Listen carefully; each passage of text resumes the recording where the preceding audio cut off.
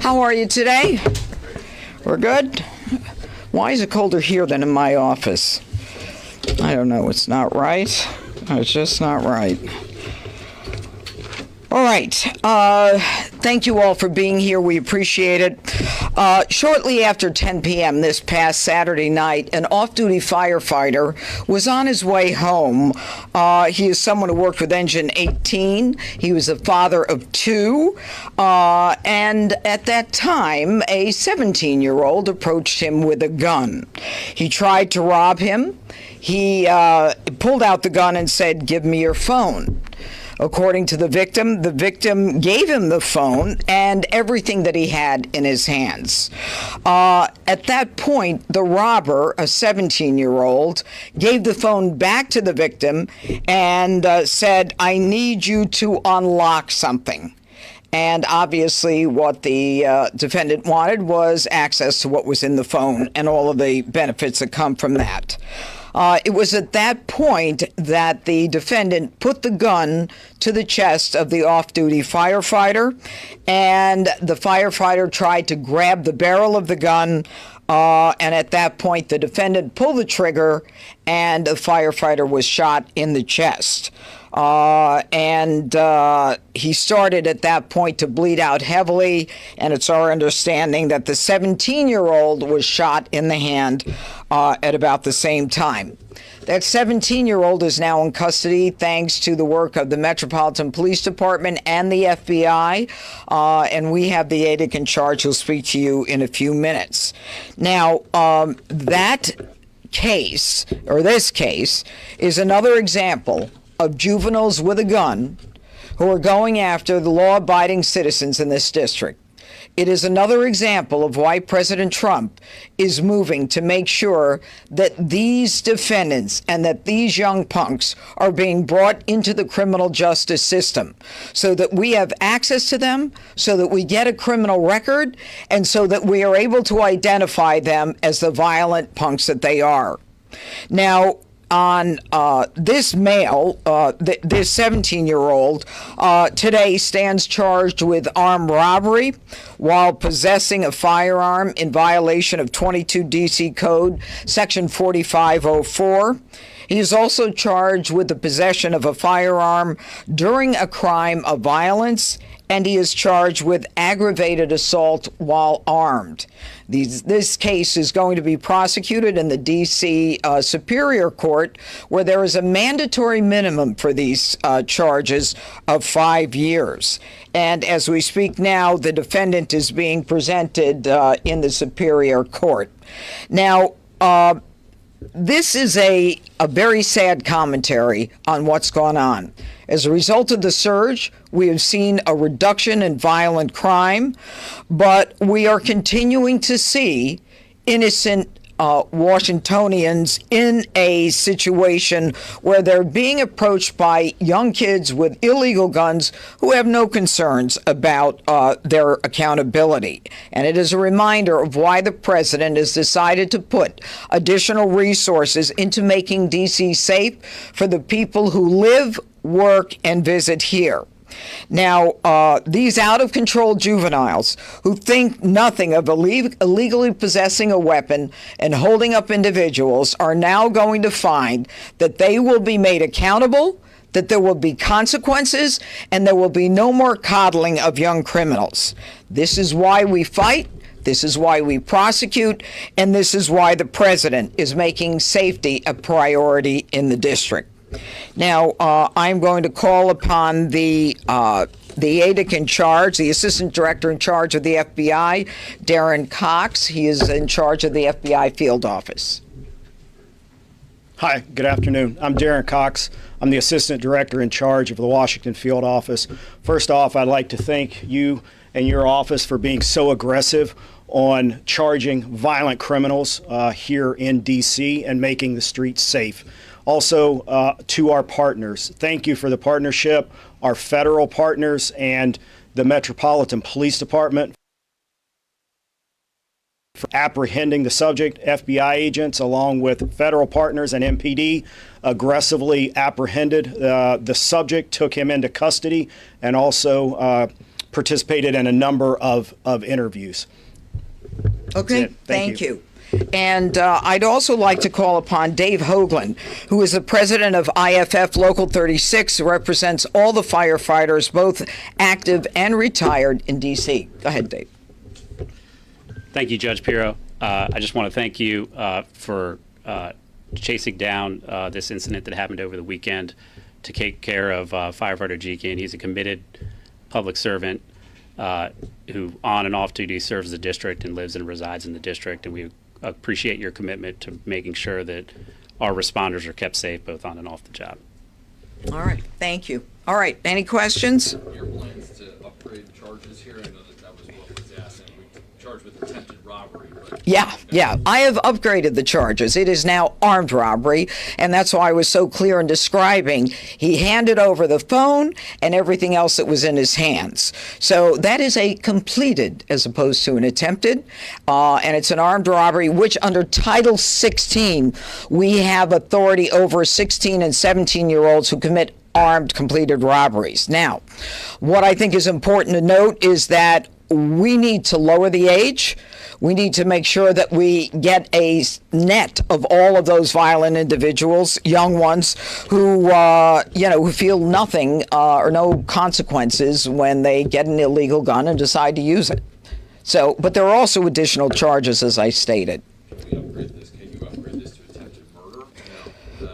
I think a lot of people are wondering that as well. Well, the aggravated assault while armed is probably the most serious we could do. Attempted murder is not covered under Title 16.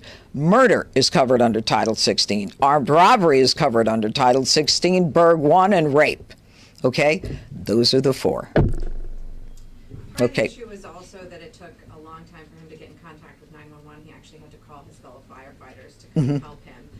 That's a continuing problem in the district that also creates issues in your office, I imagine. Has this office considered asking the president to reroute some of those National Guard and surge resources to helping with 911 and OUC?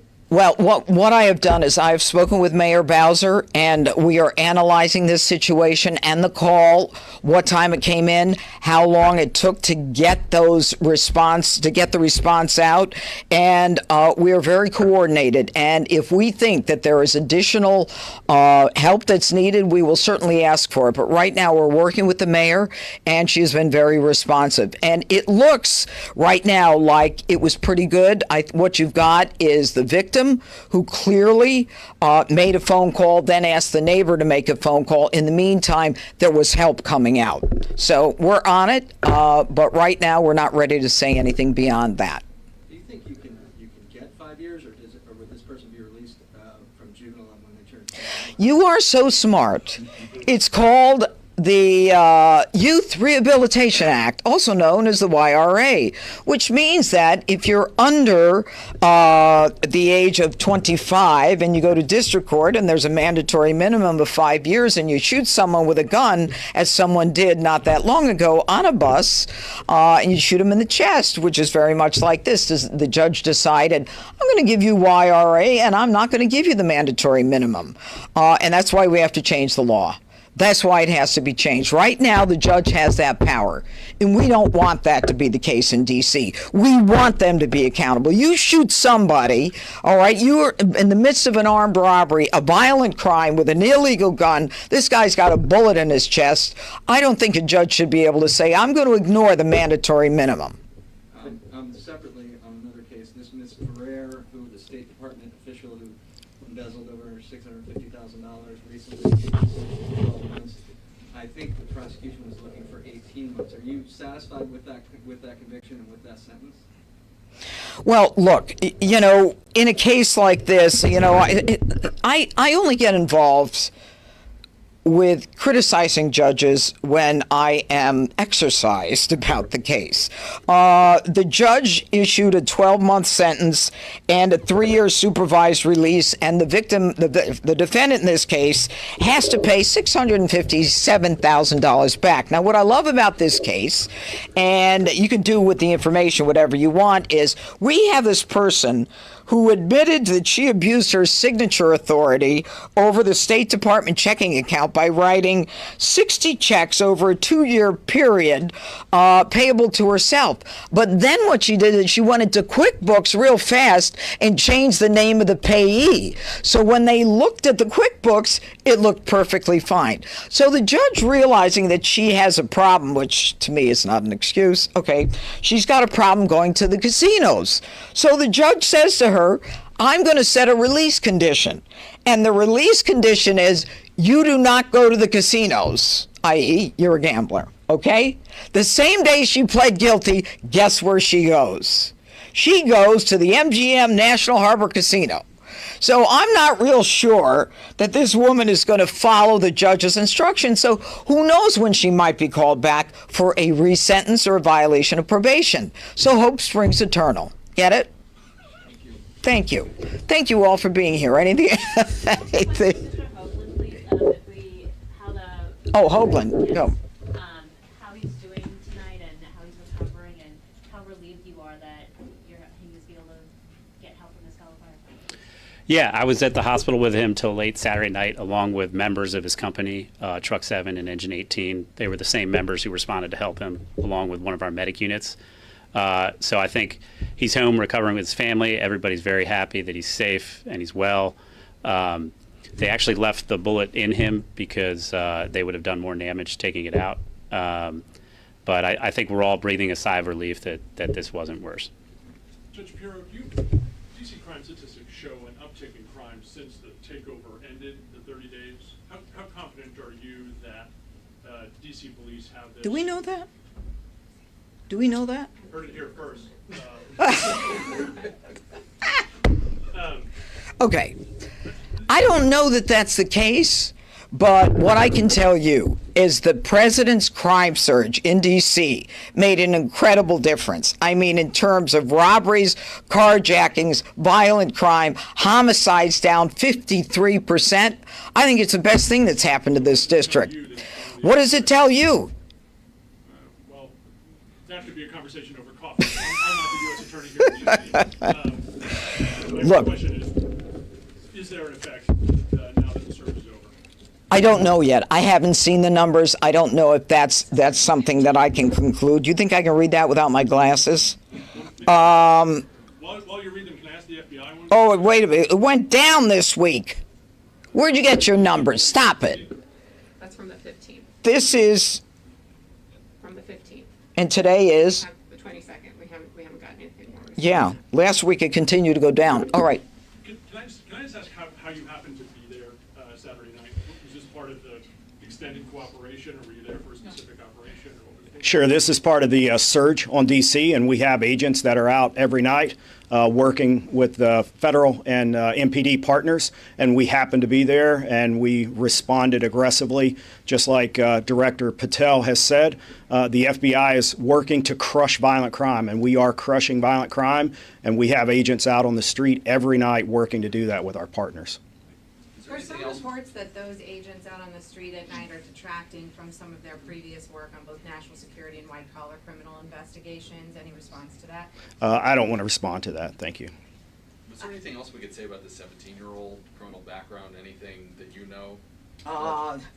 It would be, I can't. I'm not allowed. So why are you asking? You know I can't. You were just hoping that I would.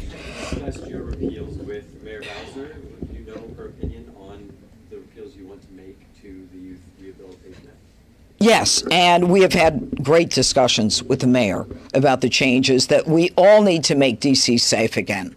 And well, and we continue to work with the mayor's office and with Leslie Appiah and, her council. Look, we all want to make DC safe, and I think the more we work together, the more we could do it. That's why the president, that's why the Attorney General Bondi, that's why everyone is involved in this.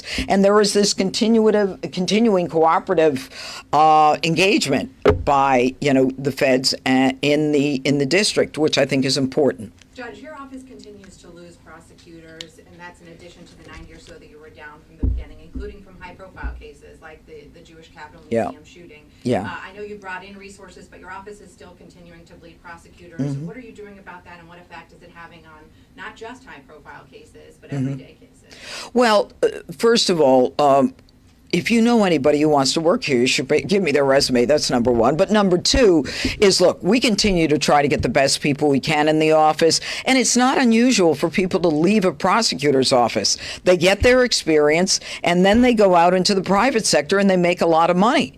And this is it's a very big and important office. And I'm not surprised that people would leave this office to go on to other things. They have families, they have kids that are growing that need college educations. It's not that unusual.